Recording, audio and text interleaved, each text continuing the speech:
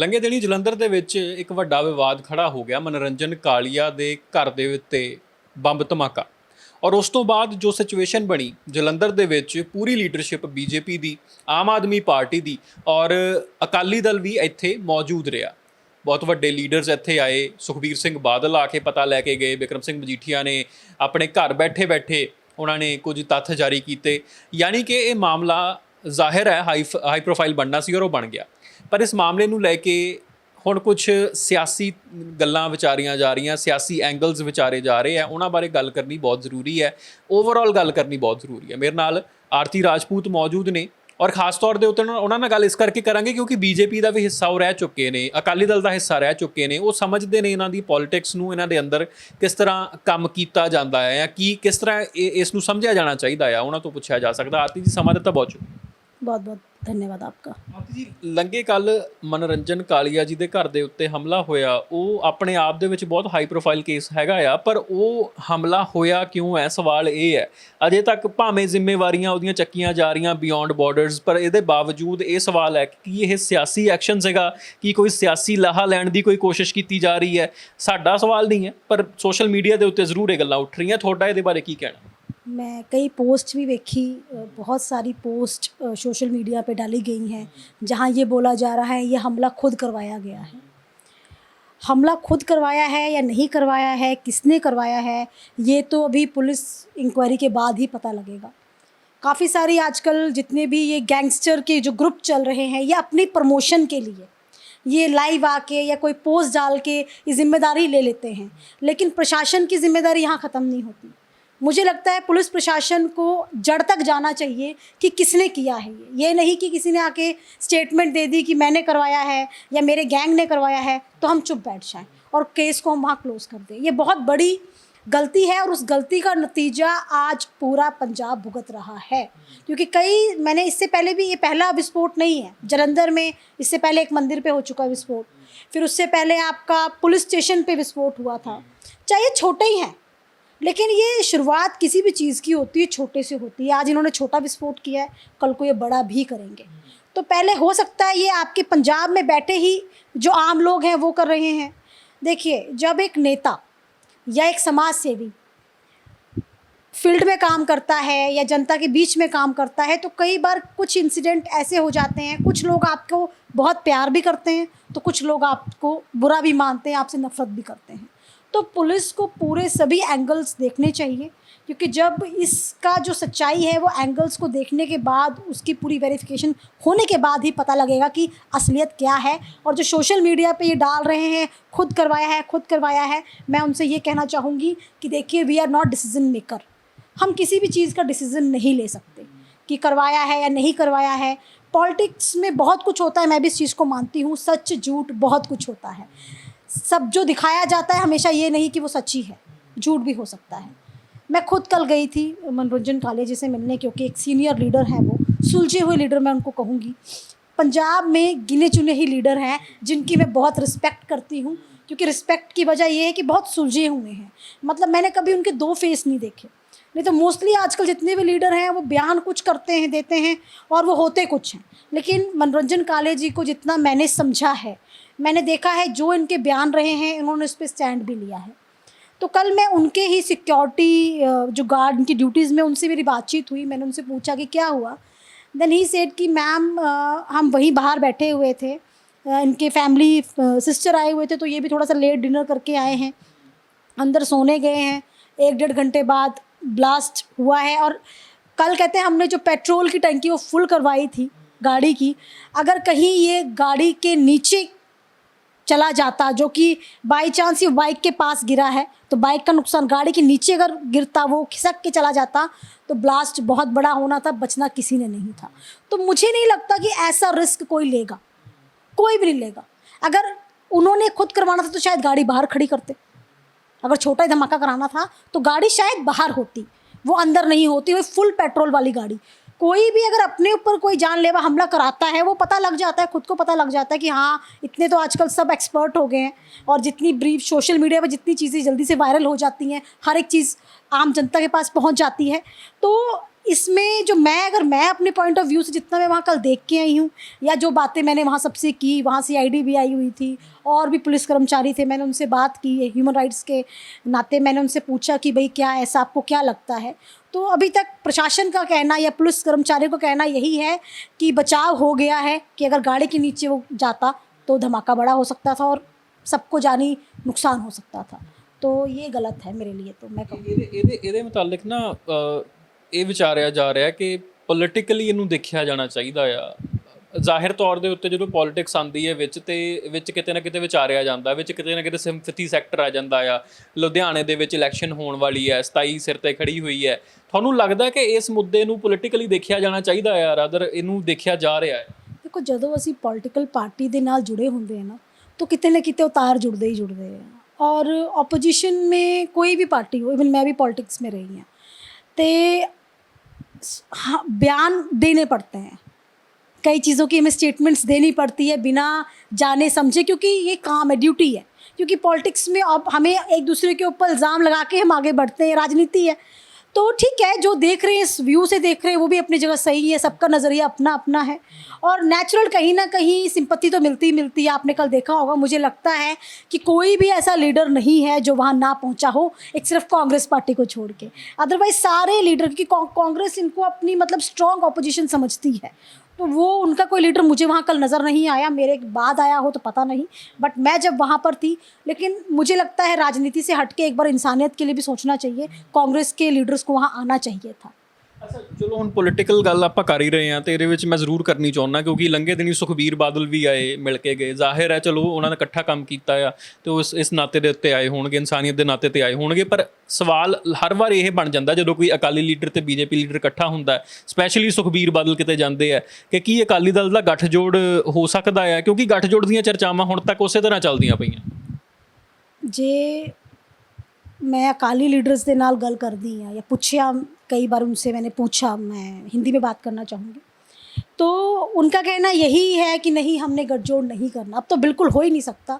लेकिन मैं अगर इनकी एक्टिविटीज़ को देखूँ, मैं अपनी बात कर रही हूँ, मैं अपने पॉइंट ऑफ व्यू से बात कर रही हूँ, उनका नज़रिया अपना हर किसी के जैसे अगर मैं देखूँ, तो मुझे लगता है कि आने वाले टाइम में इनका गठबंधन होना ही तय है।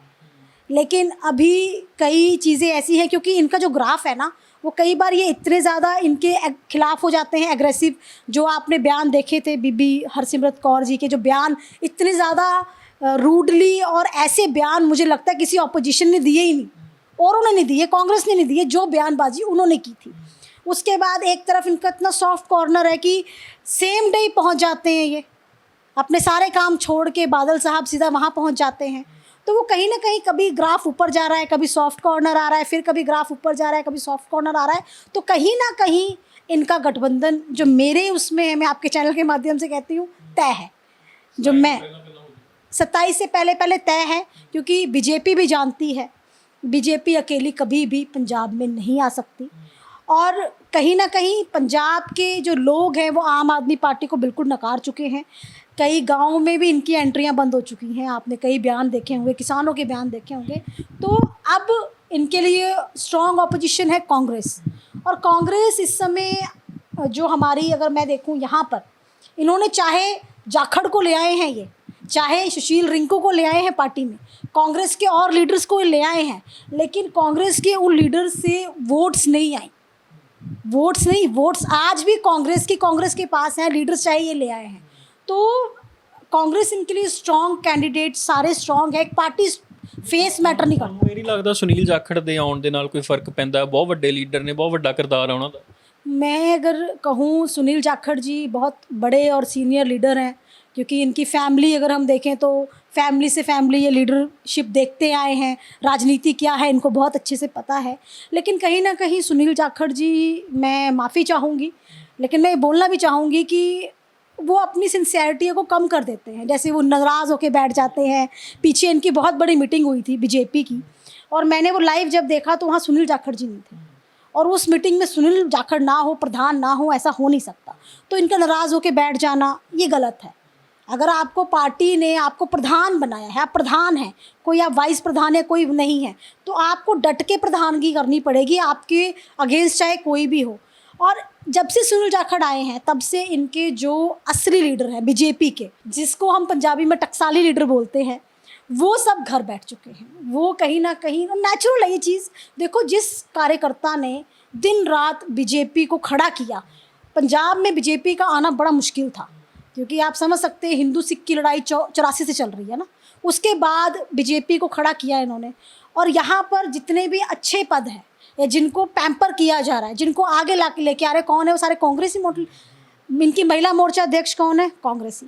ये खुद जो उनका मेन प्रधान है वो कांग्रेसी है। तो कहीं ना कहीं वो कार्यकर्ता नाराज़ है, और बीजेपी को अगर वापसी करनी है ना, तो इनको ज़मीनी, इनके पास कार्यकर्ता बहुत है, क्योंकि मैं खुद बीजेपी में रही हूँ। अगर मैंने बीजेपी में 2-3 महीने में मैंने 30 से 350 महिलाएं निकाल दी थी वापस, जो अंदर घुस के बैठी हुई थी। दिल से बीजेपी की हैं वो, लेकिन वो काम नहीं करती। वो कहते हैं यार हम किसी कांग्रेस के अंडर क्यों काम करें, वो कांग्रेसी लीडर है, हम क्यों करें। इस करके ये कहीं ना कहीं अब बहुत वीक हो चुके हैं। आपने इनकी जो इनका मेंबरशिप का अभियान चल रहा है, वो मेंबरशिप पूरे पंजाब में 5 लाख मेंबरशिप नहीं कर पाए। उसका रीज़न क्या है? आपका लीडर। पंजाब को कौन इस समय लीड कर रहा है? जाखड़। तो वो अगर लीडर आपका सही नहीं होगा तो कैसे आएंगे। तो बीजेपी को अगर सचमुच अपनी जड़ें मजबूत करनी है तो उनको अपना ही प्रधान यहाँ बनाना चाहिए बीजेपी का। तो मैं तो इस पॉइंट ऑफ व्यू से करूँगी, नहीं तो कांग्रेस को कभी हरा नहीं सकते ये। ਸੁਨੀਲ ਜਾਖੜ ਨੂੰ ਲੈ ਕੇ ਪਹਿਲਾਂ ਇਹ ਵੀ ਗੱਲਾਂ ਚੱਲੀਆਂ ਸੀ ਕਿ ਸ਼ਾਇਦ ਸੁਨੀਲ ਜਾਖੜ ਬਦਲੇ ਜਾ ਸਕਦੇ ਆ, ਕਿ ਹੁਣ ਵੀ ਇਦਾਂ ਦੇ ਹਾਲਾਤ ਹੈਗੇ?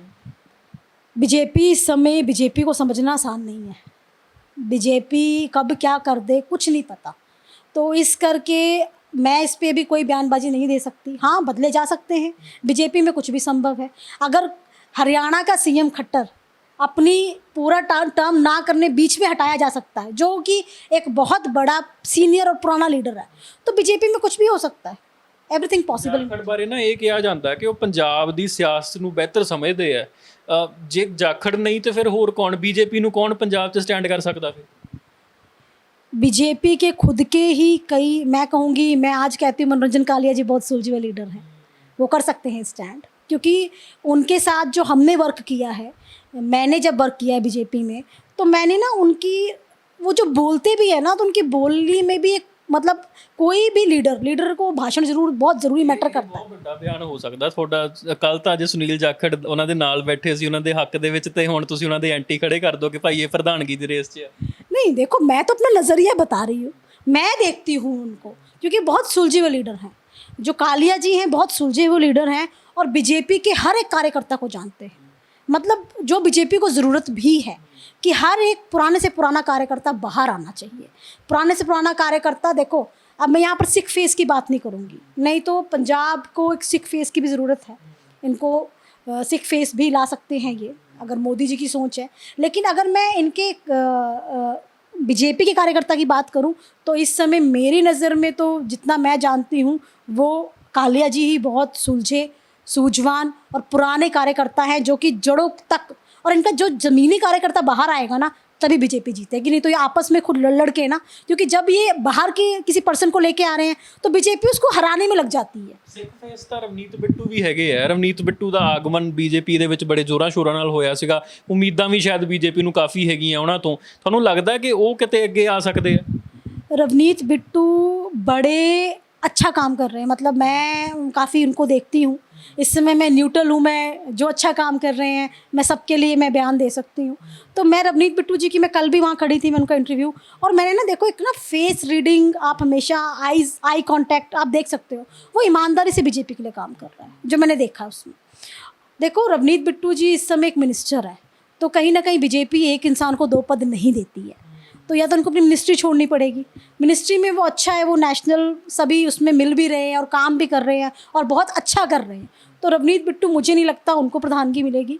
प्रधानगी इनकी जो मिलेगी, मेरा जो दिल कहता है, मुझे लगता है, जो मैं एनालिस्ट कर रही हूँ या जितनी भी मैं इनके नेशनल इंटरव्यूज़ देखती हूँ या बयान आते हैं कई बार इनके, इवन पीछे आरएसएस के, आपको पता है बीजेपी और आरएसएस का एक बड़ा स्ट्रॉन्ग नाता भी है और कनेक्शन भी है।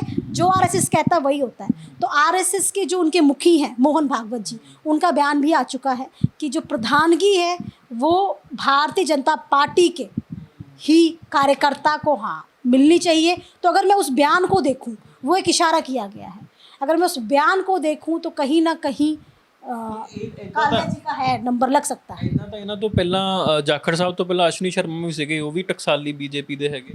बहुत अश्विनी शर्मा जी भी टकसाली रहे, पर उनको एक टर्म उनका हो चुका है, पीरियड मिल चुका है, मौका मिल चुका है। ਦੁਬਾਰਾ ਨਹੀਂ ਫਿਰ ਜੁਆਇਨ ਕਰ ਸਕਦੇ? देखो कर सकते हैं, बीजेपी है, कुछ भी कर सकती है, लेकिन उनका पीरियड हो सकता है, बीजेपी किसी नए चेहरे को मौका ਜਾਖੜ दे। ਸਾਹਿਬ ਦੇ ਆਉਣ ਤੋਂ ਬਾਅਦ ਥੋੜੀ ਦੇਰ ਲਈ ਭਾਵੇਂ ਅਸ਼ਵਨੀ ਸ਼ਰਮਾ ਕਹਿੰਦੇ ਨਾਰਾਜ਼ ਜ਼ਰੂਰ ਸੀਗੇ। नाराजगी जायज़ भी है, मैं आपको पहले बता चुकी हूँ कि जो कार्यकर्ता दिन रात बीजेपी के लिए काम करता रहा, तब उसने काम किया जब बीजेपी का कोई वजूद नहीं था, ना बीजेपी सेंटर में थी, ना बीजेपी पंजाब में थी, तब दुश्मनियाँ भी ली, कितने हमारे बीजेपी और आरएसएस के कार्यकर्ताओं ने अपनी जानें गंवाई, ठीक है। तो उनको क्यों ना मौका दिया जाए, क्यों बाहर के कांग्रेस के या किसी और पार्टी, आम आदमी पार्टी के नेताओं को लाके खड़ा कर दिया जाता है फ्रंट पे। अगर इनके पास कार्यकर्ता, देखो आम आदमी पार्टी नई पार्टी थी, उनके पास अपने कार्यकर्ता नहीं थे, उनके पास सारे कोई बीजेपी के, कोई कांग्रेस के हैं, कोई अकाली दल के हैं। उनके लिए ये चीज़ हम मान सकते हैं कि वो कर रहे हैं, लेकिन फिर भी वो कोशिश करते हैं अपने ही नेताओं को, अपने ही लीडर को देने के लिए कुछ। आप ये देख लीजिए, अपने ही कार्यकर्ताओं को उन्होंने पद दिए हुए हैं। बाहर के कई नेता लीडर उनके ज्वाइन हुए, बट कोई खास उनके पास पोस्ट नहीं है। तो ये चीज़ तो बीजेपी को आम आदमी पार्टी से सीखनी चाहिए कि अपने ग्राउंड, जो आपके नेता है ना, जो आपका जो ज़मीनी कार्यकर्ता है, उसको पहल दो, उसको आगे लेके आओ, अगर पंजाब में आना है। नहीं तो अकाली दल भी पंजाब में आ सकती है, काफ़ी अच्छा काम कर रहे हैं बादल जी, और मैं इनकी सारी मीटिंग्स वगैरह देखती रहती हूँ। ਇਹ ਤਾਂ ਵੈਸੇ ਜੇ ਤੁਸੀਂ ਇਹਨੂੰ ਜਨਤਕ ਤੌਰ ਦੇ ਉੱਤੇ ਜਾਂ ਸੋਸ਼ਲ ਮੀਡੀਆ ਤੇ ਵੀ ਪਾਓ ਤੇ ਲੋਕੀ ਸ਼ਾਇਦ ਤੁਹਾਨੂੰ ਕਹਿਣ ਕਿ ਮਜ਼ਾਕ ਕਰਦੇ ਆ, ਕਿਉਂਕਿ ਜਿਹੜੀ ਪਾਰਟੀ ਦੇ ਮਹਿਜ਼ ਇੱਕ ਐਮਐਲਏ ਰਹਿ ਗਿਆ ਉਹ ਵੀ ਸ਼ਾਇਦ ਪੂਰਾ ਨਹੀਂ, ਤੇ ਉਹ ਉਸ ਪਾਰਟੀ ਬਾਰੇ ਹੁਣ ਤੁਸੀਂ ਐਂ ਕਹਿੰਦੇ ਹੋ ਕਿ ਉਹ ਸਰਕਾਰ ਬਣਾਵੇਗੀ, ਇਹ ਕਿੱਦਾਂ ਹੋ ਸਕਦਾ? ਤੁਸੀਂ ਇਹ ਅਕਾਲੀ ਦਲ ਦੀ ਗੱਲ ਕਰ ਰਹੇ ਹੋ। ਅਕਾਲੀ ਦਲ ਦਾ ਇੱਕ ਐਮਪੀ ਹੈ, ਐਮਐਲਏ ਤੇ ਮੇਰੇ ਖਿਆਲ 'ਚ ਦਿਲੀਪ ਕੌਰ ਮਜੀਠੀਆ ਚਲੋ ਹੈਗੇ ਨੇ। ਹਾਂ, ਉਹ ਪਹਿਲੇ ਸੀ, ਪਰ ਹੁਣ ਚਲੋ ਦਲ ਬਦਲ ਲੈਂਦੇ ਲੋਕੀ ਬਾਰ-ਬਾਰ ਨਾ। ਅੱਛਾ, ਐਵੇਂ ਵੀ ਹੋਇਆ ਕੁਝ, ਦਲ ਬਦਲਿਆ ਗਿਆ? ਉਹ ਬਦਲੇ ਹੀ ਗਏ, ਤੁਹਾਨੂੰ ਪਤਾ ਹੀ है। ਤੇ ਅਕਾਲੀ ਦਲ ਦੇਖੋ, राजनीति में कुछ भी संभव है। बीजेपी दिल्ली में आई, ਕਿਹੜਾ ਦਲ ਬਦਲਿਆ ਵਾ, ਕਿਹੜੇ ਦਲ ਵੱਲ ਨੂੰ ਹੋ ਗਏ ਨੇ? ਕੁਛ ਤਾਂ ਆਪਣੇ बीजेपी 'ਚ ਚਲੇ ਗਏ, ਇਹਨਾਂ ਦੇ ਲੀਡਰ ਵਧੀਆ ਲੀਡਰ, ਕੁਛ ਇਹਨਾਂ ਦੇ ਆਮ ਆਦਮੀ ਪਾਰਟੀ 'ਚ ਚਲੇ ਗਏ ਆ। ਮਿਸਿਸ ਮਜੀਠੀਆ ਬਾਰੇ ਗੱਲ ਕਰ ਰਿਹਾ ਮੈਂ। ਉਹ ਤਾਂ ਇਸ ਨਹੀਂ, ਉਹ ਨਹੀਂ ਹੈ, ਉਹਨਾਂ ਦੀ ਗੱਲ ਕਰ ਰਹੇ, ਉਹ ਨਹੀਂ ਹੈ। ਉਹ ਤਾਂ ਹਜੇ ਫਿਲਹਾਲ ਤੱਕ ਤਾਂ ਉਹ ਅਕਾਲੀ ਦਲ ਦੇ ਲੀਡਰ ਹੈ, ਅੱਗੇ ਪਤਾ ਨਹੀਂ ਉਹ ਵੀ ਕਿਸੇ और जा भी सकते हैं। आजकल कोई भरोसा नहीं, कोई आजकल देखो राजनीति ना, आजकल आम जनता पहले दी राजनीति वाली रही नहीं है। सवेरे सवेरे देंदे आ बयान कि वो साढ़े दुश्मन आ, ये आ वो उन्होंने खिलाफ, और शाम को उस पार्टी का हिस्सा हो रहे होते हैं, उनके गले में उनके पटके डले होते हैं। तो ये तो अब रही ना, इस पर तो हम बात ही ना करें कि कौन किस पार्टी में जाएगा। ਤੁਸੀਂ ਐ ਸੋਚਦੇ ਹੋ ਬਿਕਰਮ ਸਿੰਘ ਮਜੀਠੀਆ ਦੇ ਗਲ 'ਚ ਭਗਵਾਂ ਜਿਹੜਾ ਮਫਲਰ ਪਿਆ ਹੋਇਆ ਬੀਜੇਪੀ ਦਾ, ਐ ਤੁਸੀਂ ਪਿਕਚਰ ਇਮੇਜਿਨ ਕਰਦੇ ਹੋ ਭਲਾ? देखो वैसे तो ये कहते हैं 9 मास का रिश्ता ही है इनका, आपस में तो भाई हैं, दोनों भाई हैं। ਜੋੜ ਤੱਕ ਤਾਂ ਰਿਹਾ 9 ਮਾਸ, ਪਰ ਉਦਾਂ ਨਹੀਂ ਕਦੀ ਇਦਾਂ ਵੇਖਣ ਨੂੰ ਮਿਲਿਆ।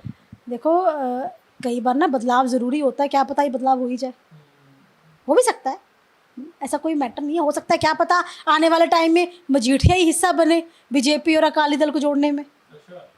तो एंगल कुछ भी हो सकते हैं, ये अभी मैं कह नहीं सकती इस बात पे, क्योंकि मजीठिया साहब बहुत पुराने और एक पारिवारिक रिश्ता है अकाली दल से उनका, मैं कहूँगी, क्योंकि बादल साहब प्रधान रहे हैं। अब पहले तो डिपेंड करता है कि अकाली दल का प्रधान कौन बनता है दोबारा। अभी तक तो नॉमिनेशन में फेसेस कोई स्ट्रॉन्ग खास तो बादल साहब ही हैं इस समय का स्ट्रॉन्ग फेस देखा जाए तो मुझे तो लगता है कि बादल साहब ही दोबारा आएंगे। ਤੁਹਾਨੂੰ ਲੱਗਦਾ ਸੁਖਬੀਰ ਬਾਦਲ ਨੂੰ ਬਣਨਾ ਚਾਹੀਦਾ ਦੁਬਾਰਾ ਪ੍ਰਧਾਨ? बनना चाहिए सुखबीर बादल के। देखो उनके फादर ने बहुत मेहनत की है पंजाब के लिए, अकाली दल को स्ट्रॉन्ग करने के लिए बहुत ज़्यादा उनके परिवार ने मेहनत की है। बादल साहब साथ साथ रहे हैं, उन्होंने भी पार्टी के लिए बहुत काम किया है, तो बादल साहब को एक मौका और देना चाहिए। और मैं कहती हूँ कि ठीक है, जो गलतियाँ उनसे हुई, गलतियों की माफ़ी मांग चुके हैं, उसको भुला के पंजाब के लोगों को उनको एक मौका देना चाहिए। ਬਿਲਕੁਲ। ਇਹ ਸਿਚੁਏਸ਼ਨ ਆਉਂਦਾ ਸਮਾਂ ਕੀ ਕੁਝ ਲੈ ਕੇ ਆਵੇਗਾ ਪੰਜਾਬ ਦੀ ਸਿਆਸਤ ਵਿੱਚ ਵੇਖਣਾ ਹੋਵੇਗਾ। ਉਹ ਤੱਕ ਲਈ ਬਣੇ ਰਹੋ ਵਨ ਇੰਡੀਆ ਪੰਜਾਬੀ ਤੇ।